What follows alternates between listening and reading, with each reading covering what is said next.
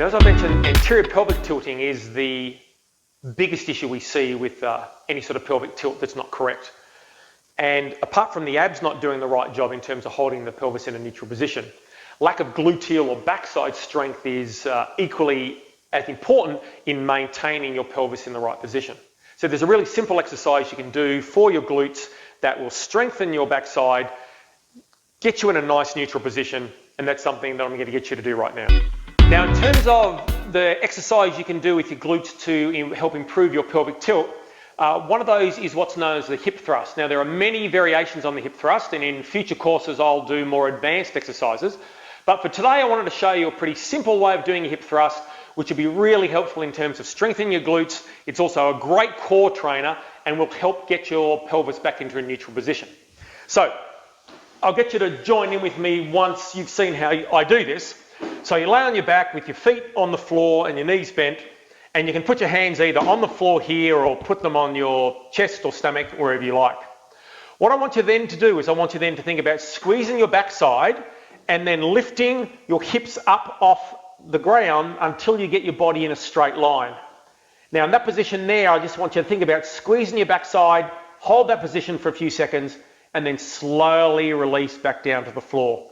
Fully relax everything, and then re-engage glutes, squeeze, lift your hips high, hold that position. And so in this position, I've put my body in quite a nice neutral pelvic position and training my glutes and my core at the same time. So that's a really simple exercise to start to train your core and your glutes and continue to work on a neutral pelvic tilt, which is where we want to be.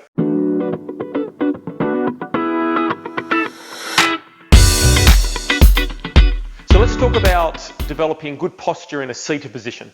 Now, when standing, it's relatively easy to keep your pelvis in a neutral pelvic position, but it's a fair bit harder when you're in a seated position. And the reason why is because when I'm seated, my legs are now sticking out at 90 degrees compared to my torso, where I'm standing there sort of straight underneath. And because of that, this then puts my hamstrings on a little bit of stretch, and that then pulls on the lower part of my pelvis and wants to take my pelvis from what is a sort of a neutral position into a posterior position, and that just unloads the hamstrings and the tightens all through that region there, and that then leads to people kind of sitting back on their seat, slouching, no core or control, posterior pelvic tilt, rounded out their lower back. All of those things are quite bad for core, but also in terms of just basic postural position when you're in a seated position. So what do I suggest? So there's a few things that I suggest you should do. Firstly, when you're going to sit, you should make sure that you have your feet flat on the floor. So if your chair is too high or too low, then that's going to put your thighs in not the ideal position to be able to maintain a good pelvic position whilst you're trying to keep good posture. So feet flat on the floor. Secondly, if you have a backrest, then I suggest that you squeeze your backside hard up against the backrest and really wedge your backside into that bottom part of the actual seat. From there, I suggest that you don't lean back against the seat unless you can bring your seat forward, but this would be my upright position here. So this is an ideal seated posture that I'd want to be in.